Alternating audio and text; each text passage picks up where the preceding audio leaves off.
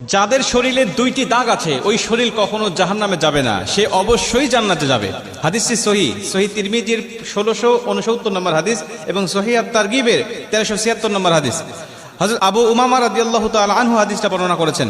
রাসূল সাল্লাল্লাহু আলাইহি ওয়াসাল্লাম বলেন, যাদের শরীরে দুইটা দাগ আছে এবং যাদের শরীর থেকে 2 ফোঁটা তরল পদার্থ নির্গত হয় ওই শরীর কখনো জাহান্নামে যাবে না, সে অবশ্যই জান্নাতে যাবে এবং আল্লাহ পাকের কাছে এই শরীরটা সবচেয়ে প্রিয় শরীর। রাসূল সাল্লাল্লাহু আলাইহি ওয়াসাল্লাম বলেন, 1 নম্বর দাগ হলো যে ব্যক্তি জিহাদের ময়দানে আল্লাহকে খুশি করার জন্য, আল্লাহর দ্বীন কায়েম করার জন্য অথবা আল্লাহর সন্তুষ্টির জন্য যে ব্যক্তি বাতিলের মোকাবেলা করতে গিয়ে শত্রু পক্ষের আঘাতে তার শরীরে ছোট্ট একটা দাগও যদি বসে যায়, এই দাগটা কিয়ামতের ময়দানে সুপারিশ করে বা এই দাগটা থাকার কারণে কিয়ামতের ময়দানে আল্লাহ পাক তাকে জান্নাতে দিয়ে দিবে। নবীজি সাল্লাল্লাহু আলাইহি ওয়াসাল্লাম বলেন, 2 নম্বরে ফরজ ইবাদত সমূহের কোন একটি দাগ যদি তার শরীরে দেখা যায়, যেমন নামাজ পড়তে পড়তে সেজদা দিতে দিতে কপালে